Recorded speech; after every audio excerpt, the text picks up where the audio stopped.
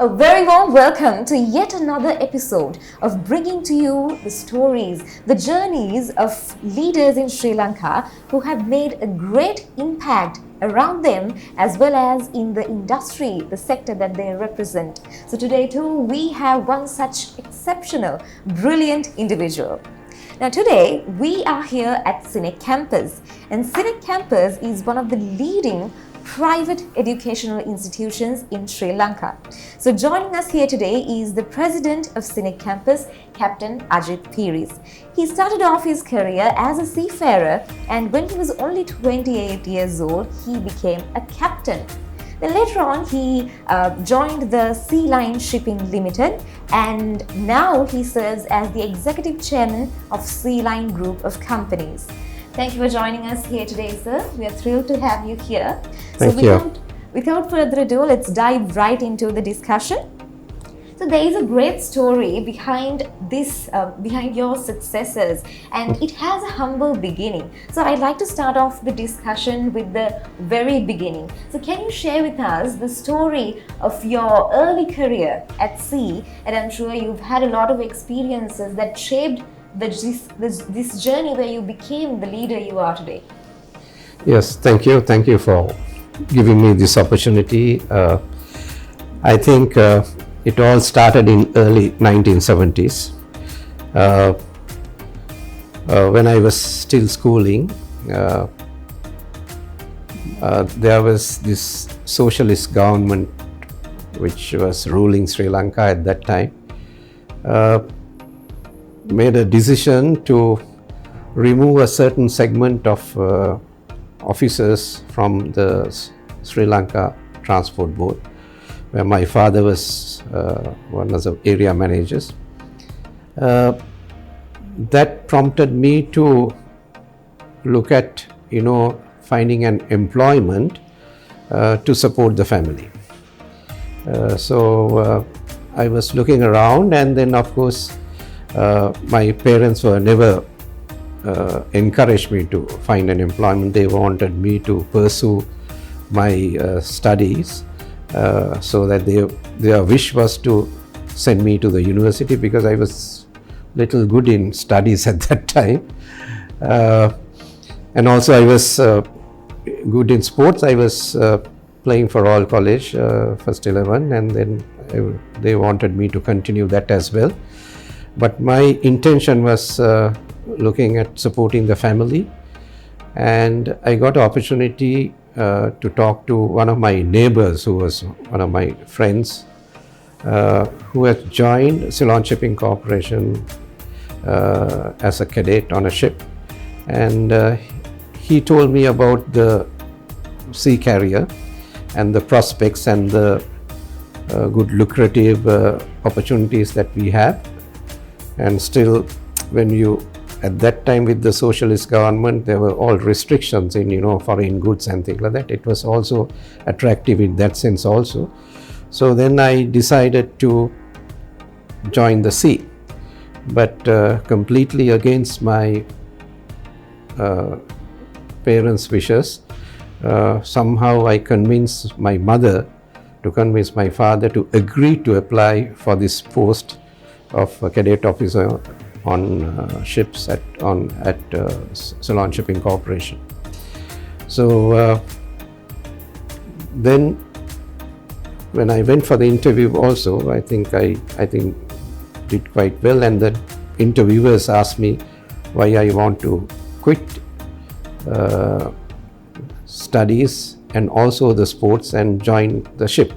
So of course I was trained to say that it is my childhood dream. So I said that, and then I was selected. I became the batch top from that also. Due to that, I got a scholarship to Indian training ship called Training Ship Rajendra, and it's a complete 2-year scholarship from Ceylon Shipping Corporation, and then that was the beginning of my sea career.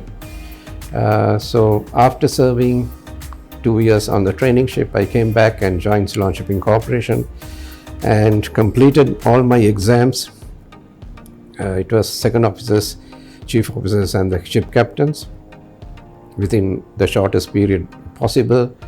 And I became a qualified master mariner in 1983. And in 1984, I got the command of ships. Like you said earlier, yes, I became a ship captain at the age of 28. So I think it was quite fast, quite young age to be a ship captain, which was, the ships were flying from, Colombo to Europe countries, Colombo to Japan, China, those areas. So it's like worldwide, international trips. And then of course, that beginning made me, I think, more matured and more experienced, tackling people, taking decisions my own, because when you're out at sea on a ship, there are no people to support you, it's you and your crew. So on behalf of the crew, you have to take decisions, and you have to make sure the safety of the people on board is paramount importance. And then certain decisions when the weather is bad, when you come across hurricanes and typhoons and things like that, how do you overcome that? Those all attributed to make me what I am today. Amazing. So like they say, a smooth sea never made a skillful sailor. Yes, sir. So out of the many achievements that you have got in your life, I think one of the greatest achievements is CINEC campus, of course. So what really inspired you to start off this institution? And we'd like to hear the evolution of CINEC campus since its inception in 1990. Yeah. Actually, after sailing for 14 years, I also made a decision to quit sea and get to a shore job, simply because the prevailing circumstances and the situation of the country at that time. Actually, my son has just started schooling. He also is a royalist, and there was a bomb which went off near Royal College, and I was at sea, and then my wife could not really trace my son easily. And I thought, okay, now it's time to move and support my family and to be with my family during that time. So I decided to quit the sea life, and I was invited, one of my good friends earlier at that time, to join Sea Line Shipping. And that is because also I think he and his other partner have decided to leave the country due to the situation prevailed in that country that time. So they were wondering whether to continue the business what they started about 1.5 years ago, or to appoint somebody or get somebody to run the company on behalf of them. And then I suppose they invited me to take that role, which I took that challenge. And when I joined Sea Line Shipping, we had only about 3-4 staff members and just about 1.5, about 2 portfolios of business. With a small company. And then of course I'm very proud to say that over the years I made it to become the most diversified shipping group in Sri Lanka. And along with that, in 1990, the birth of CINEC, I call it my baby, was started simply because Sea Line Shipping is a company which engaged in crew management. That means we send crew to foreign ships to man those ships. So when I was involved in that, I found that there is a big demand for well-trained seafarers, especially the officers and the engineers on foreign ships. Unfortunately, at that time, there was no proper programs conducted in Sri Lanka to match the international standards, and also, there was not much of focus. It was run by the state sector, and when I basically tried to talked to the state sector personnel who was involved at that time, they did not hear gave me a good hearing to change their way of training and curriculum. So then I told two of my other partners at that time, okay, why don't we start our own training academy, starting with for training of seafarers, because I had the confidence, because I got a training of 2 years on the Indian training ship, which was a very structured, very vigorous type of training that made me confident to start up my own training institute for maritime side. And with the blessings of two of my partners, we started CINEC in 1990 as a maritime academy. So with that thing, because we were serving our producing our trainees to the international market and to the best shipping companies in the world from the beginning. So that really, we have to make sure our training is very, very quality driven and to the top class, so that the top shipping companies in the world was accepting our trainees. So from the very beginning, we maintain high standards of quality and discipline. So that was the beginning, and then within a short period of time, we covered the entire spectrum of maritime training, going all the way up to producing ship captains and chief engineers. And then about 17 years ago, we thought, since there are a lot of similarity between marine engineering and non-engineering programs, we thought, okay, why don't we diversify into non-marine? So that was the beginning of our non-marine programs, degree programs. We initially tied up with the University of South Australia and started offering the degree programs on the engineering side. So with that, we were really looking at where there is a gap or opportunities for Sri Lankans to be qualified and then get employed. Our focus is always to support students to find employment. So wherever there is a gap in the industry, we would like to bridge that gap with the quality, proper delivery, and finding opportunities for students to be employed. So that's why our tagline is also say beyond the graduate, because we simply don't want to give only a subject knowledge and give a certificate and send people out. We want to make sure that we are all well-rounded, competent people. As soon as they get out from CINEC, they will be gainfully employed by the industry. So that was our aim. So we were really looking at there are gaps for employment opportunities for Sri Lankans.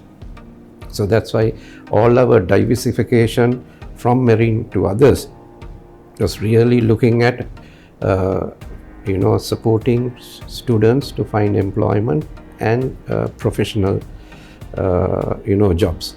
So that's why today we have 8 faculties.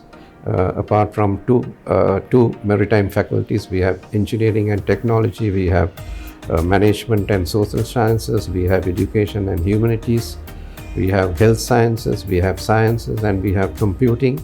So likewise, we have really diversified our activities to be the leading non-state higher education institute in Sri Lanka today. And on top of that, we are also looking at, on the vocational side, we started a hotel school, international hotel school, again catering to the demand in the world and even in Sri Lanka, and even on cruise line ships, where they could find gainful employed on those areas. And also we started aviation. We started with aircraft maintenance programs.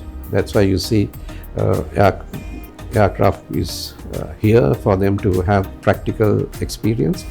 And also recently we started cabin crew training and also ground handling. So there's a big demand for cabin crew, whereas one of the Middle Eastern airlines, they were saying they will be short of 5,000 cabin crew this year. And then there are so many pilots required. So our aim is to end up with a flying school also by in about another 6 months' time, in collaboration with most probably with the Italian flying school. So those are the areas where we are really diversifying, looking at the job market opportunities for Sri Lankans, and then of course giving them the proper education. And also I think another area where really we are different to others is we always look at the practical,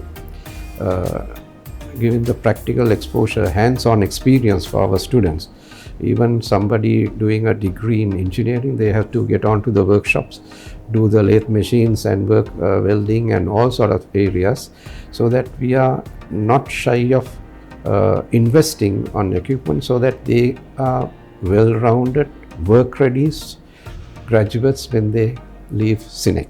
So that's the uniqueness of CINEC, which we are very proud of. And also coming from the maritime background, we are also quite conscious about the discipline side of it, because when we see television and news and things like that, when we see all those cream of Sri Lanka on the roads protesting, shouting and things like that, we feel very sorry, because they are losing lots of opportunities. So we don't want our students we produce not to get onto that path.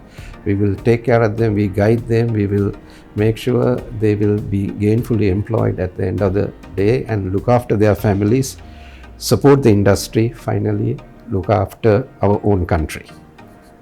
Beautiful, sir. So CINEC campus has come a very long way since its inception, and it's amazing to see that. So recently, CINEC campus won the Presidential Export Award for Education Services, and I'm sure you're very proud of that achievement as well.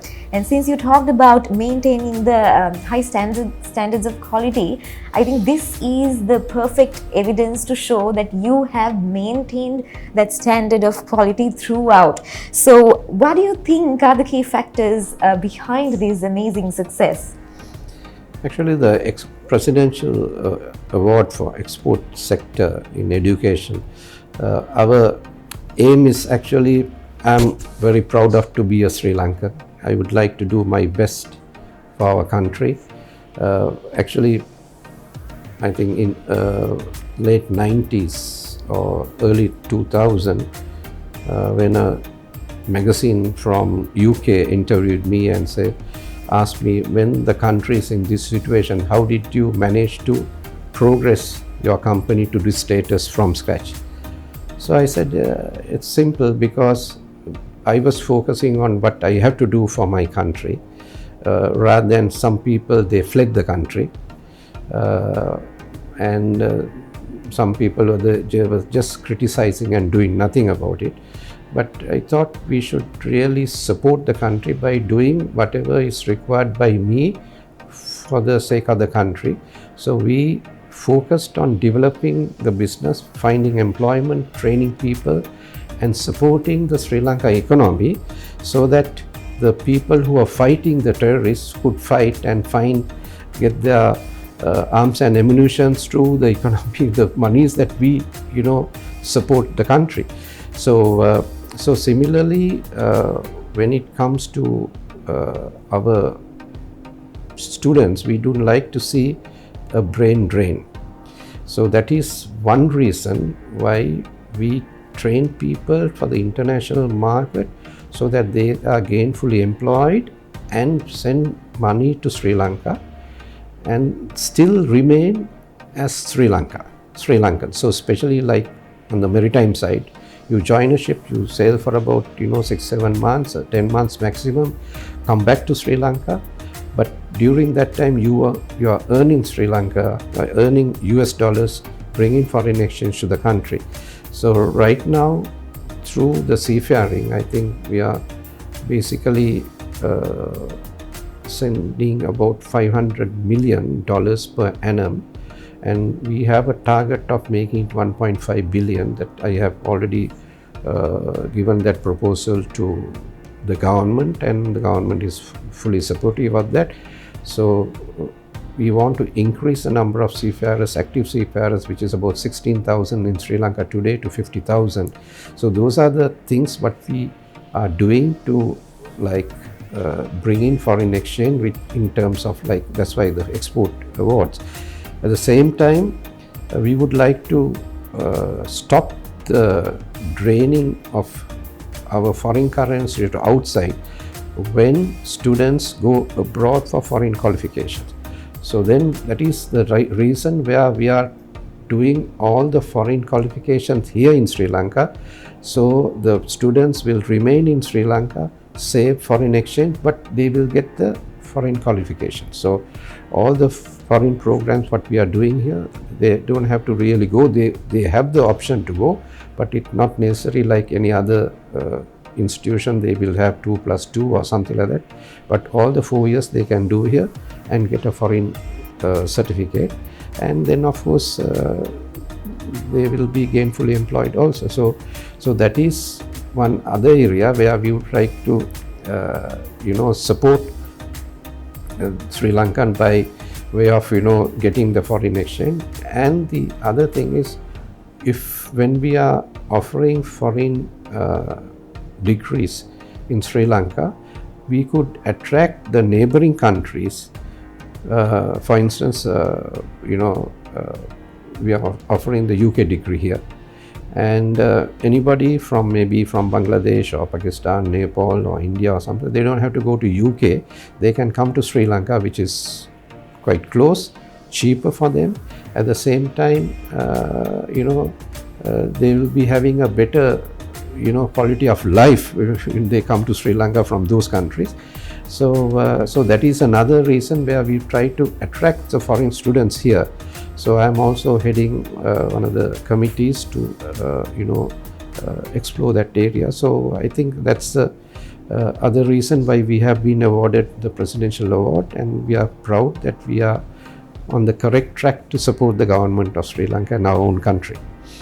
So this is, I think, the perfect opportunity, the perfect recognition for you to showcase the potential and the high standards of education of CINEC campus. So we'd like to know how you would leverage this recognition to enhance, to expand the global impact of CINEC campus. Yeah, actually we have already done that. In fact, when we get foreign, I should say, dignitaries or foreign leaders from other countries, it was started by a visit from President of Seychelles to Sri Lanka, and he wanted to see a maritime campus. He visited here, and he needed our support to run his maritime academy in Seychelles, and we got into a management contract, and we are basically managing Seychelles Maritime Academy for the last 13 years. So similarly, the Deputy Prime Minister of Fiji visited here. He saw this place, and then he wanted our support to run his Maritime Academy, which we did for the last 10 years. So likewise, we have gone out of Sri Lanka and doing well and keeping the name of Sri Lanka right up, so that we gain recognition and respect from those countries. So our next aim, we try to do it in Myanmar, but due to certain political turmoil there, we have to pull out. But we are looking at Qatar, Indonesia, and also South Africa to expand our CINEC operations into those countries. So. Amazing. So, sir, under your leadership, CINEC has come a long way, and it has won a lot of awards, and there are different quality programs in different sectors. So it's definitely not easy to manage such a big, wonderful organization, because usually you have to deal with people that are equally talented, if not more talented than you. So it's like I mentioned earlier, it's definitely not easy to manage people who are who have such a big potential. So can you describe your leadership style when it comes to managing them? Yeah, I always believe in teamwork. I always believe in there are so many other people who are more talented and more knowledgeable than me. I never think just because I am the president, I know everything and I dictate terms on others. I have give a very good listening ear, but of course make my decisions for the benefit of the organization. That has been my thinking. At the same time, I have been telling everybody, the more higher you climb up in the ladder, you have to be more humble. So what I do is I always like to treat people in a very humanly manner and support them, and and also believing in the teamwork. I always say we don't attack people on weaknesses. I will get their maximum from their strengths and try to minimize their weaknesses by advising them and try to correct them if at all. So likewise, when you treat people like that, you naturally build a relationship, you build a closeness, and you build the teamwork. I think I have got a fantastic team of people here, the deans and all the senior people, and going all the way down, and they are, I think almost everyone is very loyal. They do their job of work, they love CINEC, and so I'm blessed with people like that. So that has been my success story. So usually in an organization, the greatest asset is its people. So your leadership has definitely worked, as we can see, because it has come a very long way. CINEC campus has come a very long way. So we'd like to know what are your core beliefs when it comes to managing people, because it's very important that you give them a proper leadership and manage them properly. So we'd like to know your core beliefs and how these principles have affected your team in the journey of CINEC. Yeah, when you meet people of diverse level and different, coming from different family backgrounds and different races or ethnical groups and things like that, we really have to treat them individually on the equal way, without being very biased on certain religions or certain races or something like that. So make them equal. And also I always, like I said, you have to work on their strengths than attacking on their weaknesses.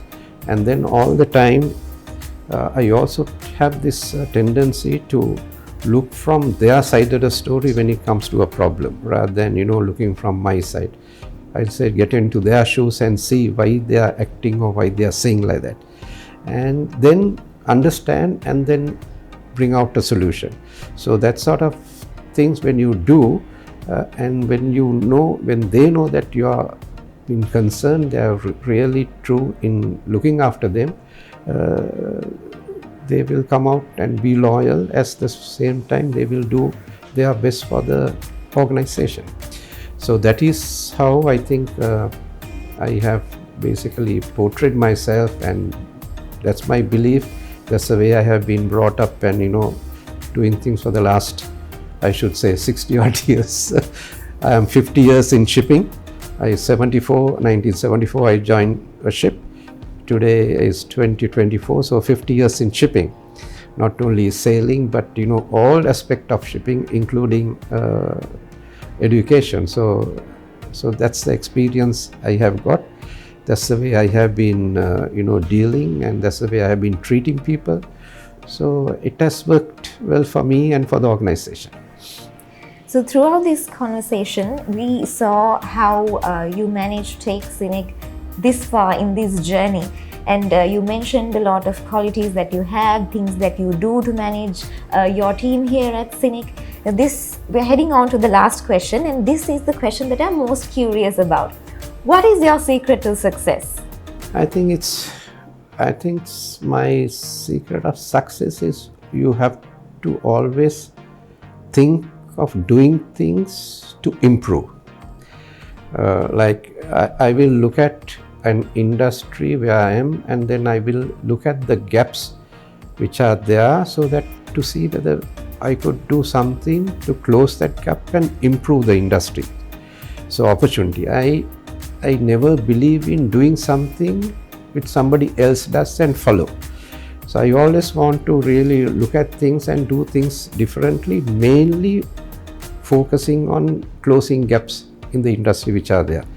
And so I think that has been my success, I think, and that is how I think CINEC has come to be a unique higher education institute, which I believe nowhere in the world we have such a diverse education institute offering all sort of programs under one roof. So especially when you say maritime, aviation, industrial engineering and degree programs, whether it's a health or computing or something like that, I don't think anywhere in the world that this sort of diverse programs are being delivered under one roof. So for that I'm very proud, because I think we are still managing with with diverse programs being carried out under one roof. Especially when you say maritime, you have different disciplines. When you say health, it's different discipline. When you say engineering and management, and so I think managing under one roof is one of the I think success stories that I can be proud of. So to think outside the box and then identify what people need and really cater to that need. Exactly, yeah. Amazing. So that brings us to the end of today's episode with Global CEO Magazine. I believe we had a very fruitful discussion. Thank you very much, Captain Ajith Peiris, for joining us here today. And I hope all of you had a lot of gems of wisdom and knowledge to get from this fruitful conversation. And I hope you will be able to apply these learnings in your day-to-day life. And I hope it will make you inch closer and closer towards your success. Thank you for watching.